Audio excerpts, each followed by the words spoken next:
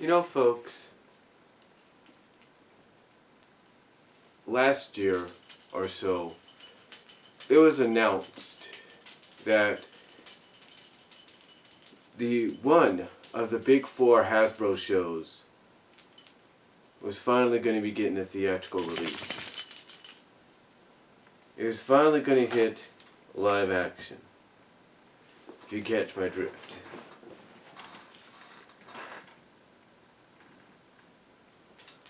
It was finally going to get a live action release in theaters. It was going to join the likes of Transformers and G.I. Joe. And of course, I'm talking about Jem. Now, a lot of fans, whether they liked Jem, watched Jem, liked Jem when they were a kid, watched it as much as they did Transformers and G.I. Joe, or just regarded it as being that girls' show along with My Little Pony that if nothing else was on or it was raining, you would watch on occasions.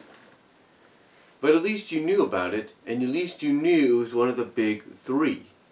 Or one of the big four in this case. But one of the big three that really dominated the 80s. So, when word came around last year that Jem was going to get a live action feature, a lot of fans were happy about it. That is until the synopsis, the plot summary for the movie started leaking about. Well, not just leaking around, but, well, leaking and then officially coming around and being, stated by, of course, Universal. And of course, the summary and the synopsis couldn't be any further than what we were used to seeing with Jem than anything. Now, say what you will about the Transformers and G.I. Joe movies. At least in a sense, they stay true to the source material. Or try to anyway. They don't try to change anything up that much. And if they do, true, it might not be the best change or the best ideas to do, but at least, like I say, they try to stay true somewhat to the source material. They don't try to change it up. They don't try to hide the fact that the Autobots are from Cybertron. They're an alien robotic race. They don't try to hide the fact in the G.I. Joe movies that the terrorist group is Cobra. They don't do any of that. They stay true. They try to, in a sense, to stay true to the source material. And at times try to reference a lot of classic material from that franchise to be included as Easter eggs in the movie. And when you see the trailers, you pretty much get an idea that it may not be the way you want it to be, but at least it's exactly what it should be. It is Transformers. It is G.I. Joe. There's nothing, really, different about that. It's the Autobots versus the Decepticons. It's G.I. Joe versus Cobra. There's nothing really different about that. But then you get to Jem. And when you see the trailer to this, that is when people really start to question whether or not Hasbro should stick with the one studio that at least knows how to stay true to their material. You see, Universal Pictures gained the rights with Hasbro, and as sort of a first attempt with Allspark Pictures, we'll be releasing the Jem hologram movie this holiday season. Originally slated for an October release, instead we'll be getting it around December. In fact, on the very first day in September.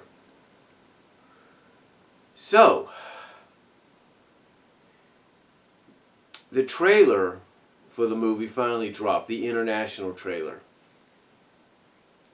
finally dropped in the past 24 hours.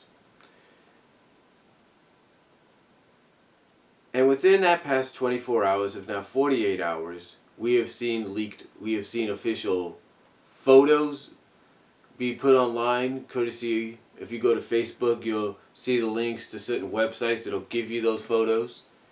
And then ironically, within 24 hours of that happening, or less, the international trailer, the official first trailer of the movie gets released. And boy, can you believe the backlash. You know, we always say, give the movie a chance. And I still stay true to that. I still stay true to the fact that you got to give the movie a chance. You know, it might surprise you. It might be better than you think. But when this trailer pretty much tells you that this is going to be a different take on Jem, and it's not going to be Jem the way you know it or the way you believe it should be, then you know something's wrong. Especially when you find out that the people behind it, whether it's the directors, the producers, or the story writers, are the same people that have done Pitch Perfect and Never Say Never. Yeah. Pretty much the people behind Pitch Perfect, the phenomenon that it was, the blockbuster that it was, so much to the fact that it's got a sequel coming, and the Never Say Never movie, excuse me, are the ones behind Jem and the Holograms. That's right. They're the ones behind the live-action adaptation of Jem and the Holograms. And again, this is the old saying, if you can't judge a book by its cover, but if this trailer is any indication of what we're getting, then a lot of fans pretty much have a valid argument, if you will. You could have in the trailer the Jem character, the Jerrica Benton character, say Showtime Synergy. But then the question is, what role does Synergy play? Is Synergy a human now? Is that just a saying she has? Because if this movie is any further from the truth, or from the original source material, then the question fans have is, what role is Synergy playing? There is no role. Is it just a saying by Jerrica Benton? By Jem? And you know what's funny about this? Is when I look at this trailer, I look at a trailer very similar in movie style to a movie I saw in theaters by myself.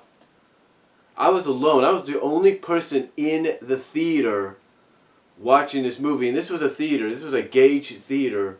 It was one of the Gage theaters right next to where I lived. Right next door. So I would walk right across. It'd be like, here's my apartment. Here's the movie theater. Walk right, boom, right there. And I was the only one to go in there and watch Josie and the Pussycats. I was the only one. And I thought it was okay. Like a lot of people, I thought it was a good movie.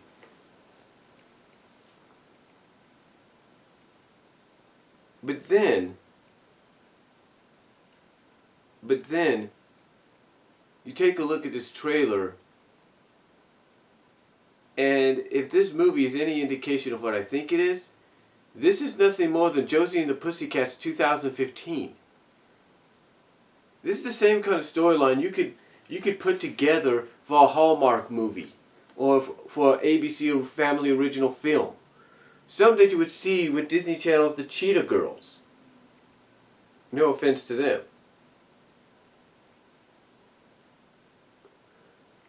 But we've seen this story, if this is the story they're going for. And again, it's let me look at it real quickly.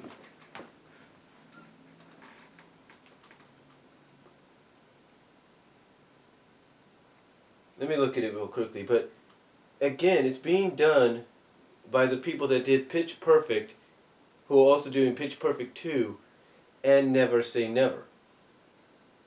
And when you have those kind of people doing that,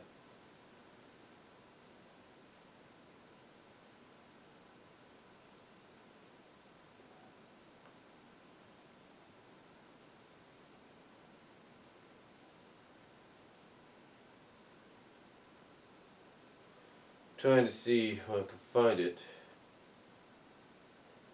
Well, like I said, when you have people doing that,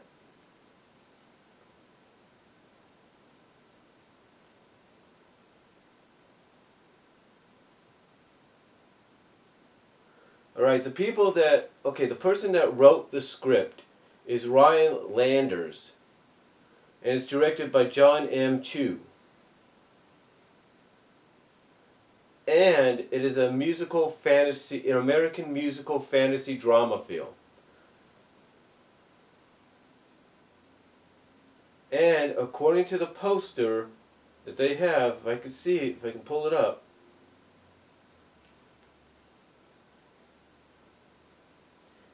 from the studio that brought you Pitch Perfect and the director of Never Say Never.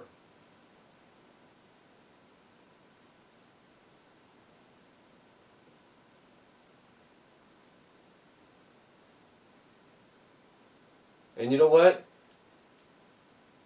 Ryan Landers, you can't click on his name on Wikipedia because I don't know what he's done. But directed.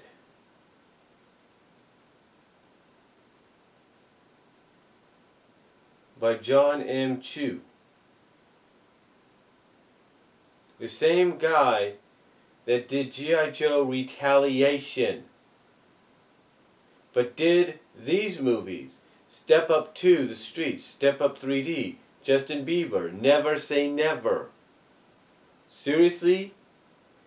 And the only one that probably he did probably better than anything was G.I. Joe Retaliation?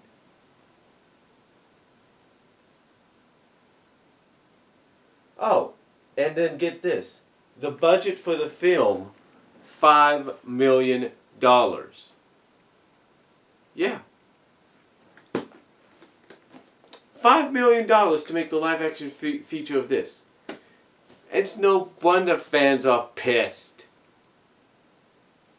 And Ryan Landers, I don't know much about this guy. I'm going to look up some information on him.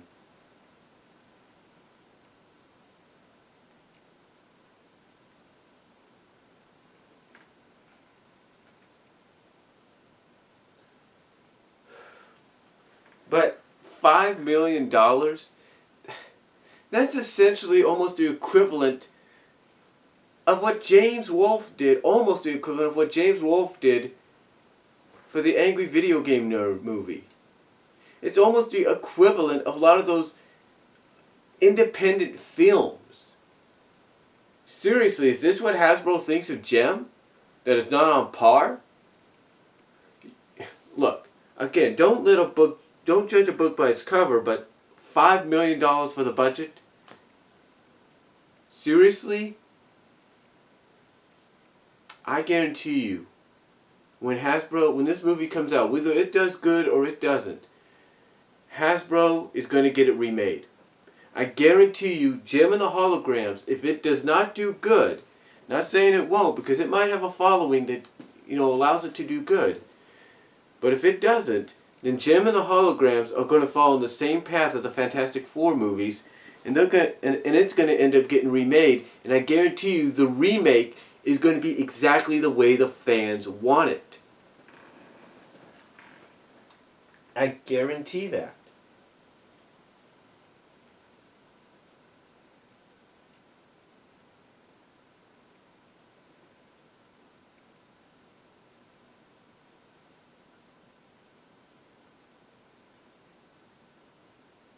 See what this guy is.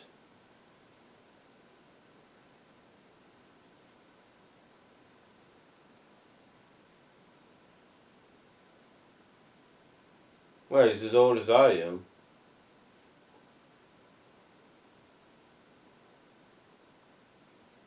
See what he's known for doing.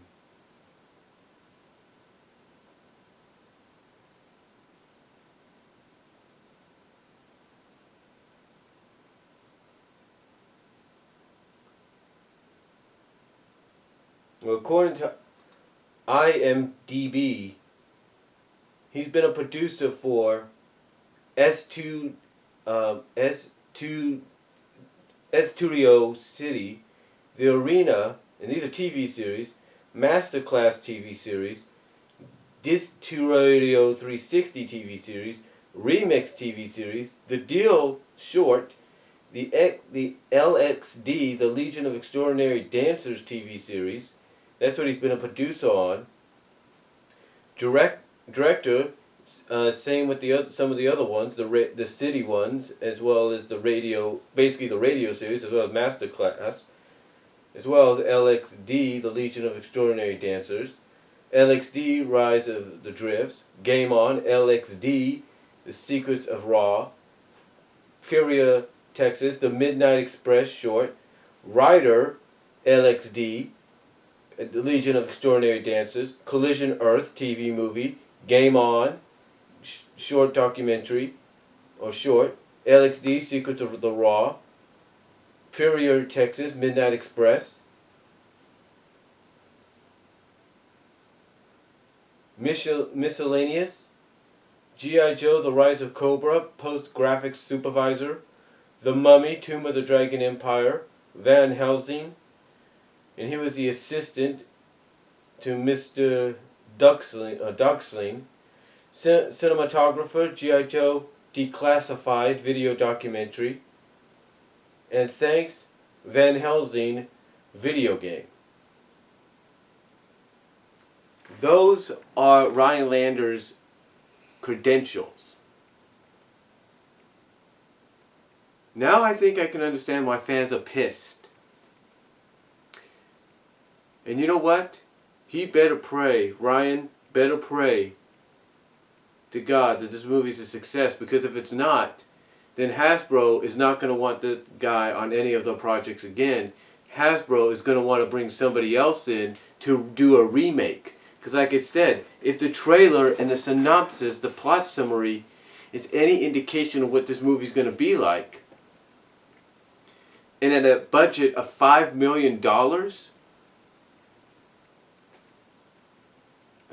it's going to face the same fate as the Fantastic Four movies and get remade within a year or so.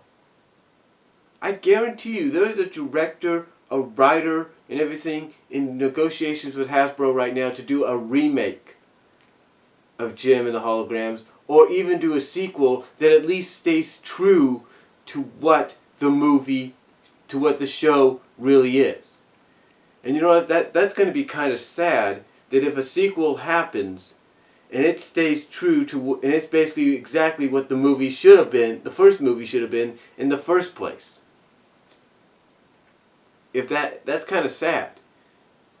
If Jem and the Holograms 2, if there's a sequel, ends up being exactly what the first movie should have been, and that's based on the exact same source material that it's based around.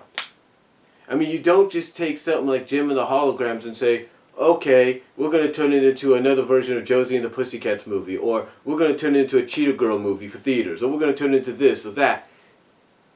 And you don't throw just $5 million at it. You don't. You don't throw $5 million at a film like Jem and the Holograms. You don't do that. What you do is you throw as much money. You treat it like the big budget film it should be. I mean, just because it's not on par with G.I. Joe and Transformers. I mean, you know what's going to be even more sad? Is this ends up being the lowest, if this is the only movie we get based on Jem, what's going to be sad is that MLP FIM's movie is going to have a bigger budget and bigger playing field than this will. And that's sad. And yes, MLP FIM deserves it. They've earned it. But so has this. And yet they're just treating it like it's another